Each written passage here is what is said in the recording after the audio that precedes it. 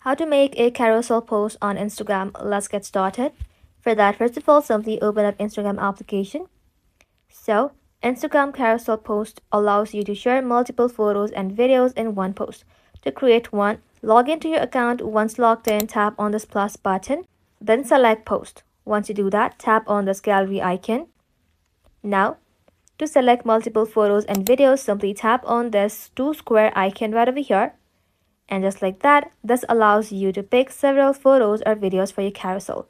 Select the photos or video in the order you want them to appear in your carousel. When you're done, simply tap on next.